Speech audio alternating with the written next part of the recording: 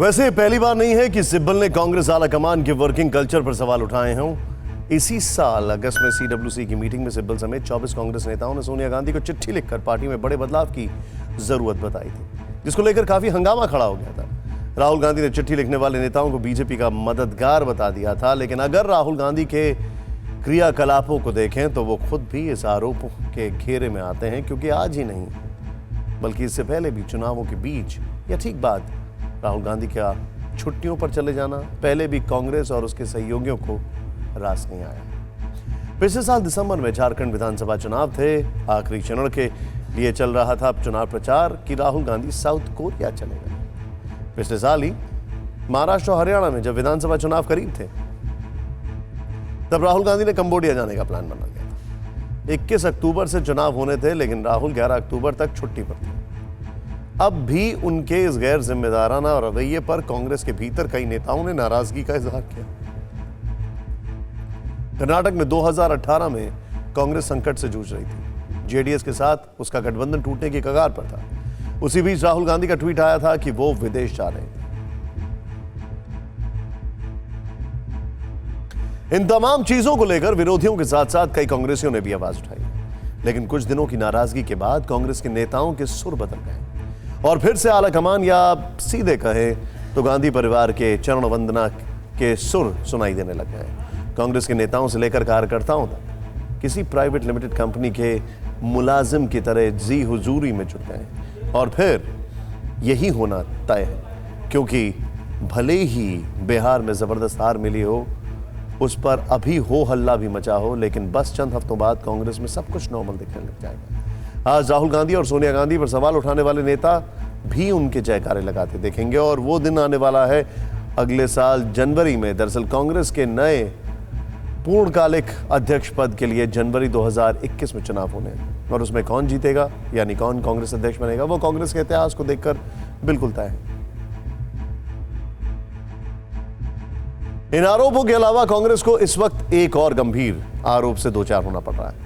वो इल्जाम जिसका ताल्लुक कश्मीर से है, जहां कांग्रेस की गुपकार अलायंस में एंट्री पर बीजेपी ने करारा वार किया है। कांग्रेस के देश विरोधी ताकतों के साथ देने का इल्जाम लगाते हुए गुपकार अलायंस को पाकिस्तान और चीन के इशारों पर चलने वाला गुप्तचर अलायंस करार दिया।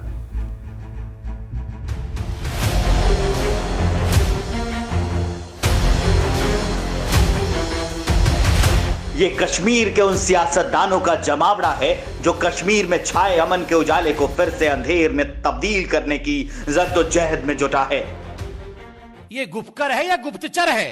ये गुपकर है या गुप्तचर है? इस जमावड़े में चंद घंटे पहले कांग्रेस भी आधिकारिक रूप से शामिल हो गई है, उस जमात का हिस्सा बन गई है जो एक बार फिर आर्टिकल 370 पर सियासत और कश्मीरियों को गुमराह करने के लिए लामबंद हुई है। और कई दिनों से कंफ्यूजन और उहापोह के बाद जब कांग्रेस ने गुपकर अलायंस से जुड़ने का ऐलान किया तो बीजेपी ने कांग्रेस को आईना दिखाने में देर नहीं की। ये जो पार्टीज अलायंस में आई है, नेशनल कॉन्फ्रेंस, पीडीपी, कांग्रेस और भी जो दूसरे पार्टीज हैं, ये सब मिलकर के इन डीडीसी चुनाव में मिलजुल के हिस्सा लेंगे, लोगों को अपील करेंगे और उन अनासिर को हराने की कोशिश करेंगे जो ज़बरदस्ती इस रियासत पर कायदे कानून भी लाते आए हैं। मैं सोनिया जी से और राहुल जी से पूछना चाहता हूं, क्या मतलब है इस वक्तव्य का? फोर्सफुली इंप्लीमेंटिंग किसके कानून है? ये कोई चाइना के तो कानून नहीं है, ये कोई पाकिस्तान के तो कानून नहीं है। ये कानून किसका है? यह कानून हिंदुस्तान का है। दरअसल आर्टिकल 370 हटने से कश्मीर के उन सियासतदानों के दुकानों के शटर गिर गए थे जिन्होंने एक और जमहूरियत की आड़ में कश्मीर को अलगाववाद और आतंकवाद का अखाड़ा बनाया, लेकिन 370 हटने के बाद उनकी सियासत का सफाया हो गया। इसलिए कहने के लिए कश्मीरियों के सरोकार की दुहाई देकर PAGD यानी peoples alliance for Gupkar declaration का गठन किया गया। लेकिन हकीकत यह है कि 370 हटने के बाद कश्मीर में आए सुखद बदलावों ने इस संगठन में शामिल सभी पार्टियों को अपना सियासी वजूद खत्म होने का एहसास करा दिया और कश्मीरी जनता के सामने भी इन नेताओं के दोहरे चरित्र के सबूत पेश कर दिए हैं। जहां तक मेरा पर्सन का सवाल है, मैं अपने झंडे और अपने आईन के अंदर इलेक्शन लड़ने में इंटरेस्टेड नहीं हूं। एक यूनानिमस डिसीजन हुआ that we will fight these elections unitedly. दरअसल मुफ्ती हो या अब्दुल्ला, ये नेता 70 साल से एक और हिंदुस्तान के खिलाफ जहर उगलते रहे तो दूसरी ओर सत्ता की मलाई भी चखते रहे। लेकिन आर्टिकल 370 हटने से इनके हाथों से मलाई का कटोरा छिन गया और अब जम्मू कश्मीर में विधानसभा चुनाव कब होंगे इसके बारे में अभी तक स्थिति स्पष्ट नहीं है।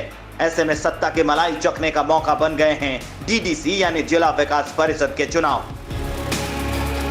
जम्मू कश्मीर में 20 जिले हैं और इन जिलों में विकास परिषद की 280 सीटों पर चुनाव होना है। हर एक जिले में विकास परिषद के कमेटियों के अध्यक्ष को राज्य मंत्री का दर्जा मिलेगा।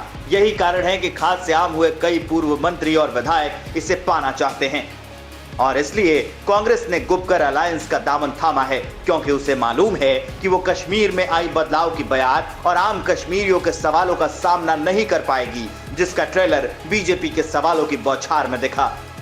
कांग्रेस पार्टी को बहुत विनम्रता से कहना चाहते हैं, हम इसको छोड़ने वाले नहीं हैं। कांग्रेस पार्टी से ये सवाल पूरे देश में पूछा जाएगा। कांग्रेस पार्टी जवाब दो। गुपकार डिक्लेरेशन का जो स्टेटेड ऑब्जेक्टिव है आप उसके साथ हैं। कांग्रेस पार्टी आर्टिकल 370 को दोबारा रिस्टोर करने के साथ है। क्या कांग्रेस पार्टी चाहती है कि धारा 370 को दोबारा बहाल किया जाए? कांग्रेस पार्टी फारूक अब्दुल्ला के उस स्टेटमेंट का समर्थन करती है कि धारा 370 को वापस लाने के लिए हम चाइना का समर्थन लेंगे। उस वक्तव्य का समर्थन करती है महबूबा जी के कि जब तक JNK का झंडा हमें फहराने का अधिकार नहीं मिलेगा तब तक हम तिरंगा नहीं फहराएंगे। न्यूज़ टॉप 9 रोज सुबह 7 बजे और शाम 7 बजे सिर्फ TV9 भारतवर्ष पर।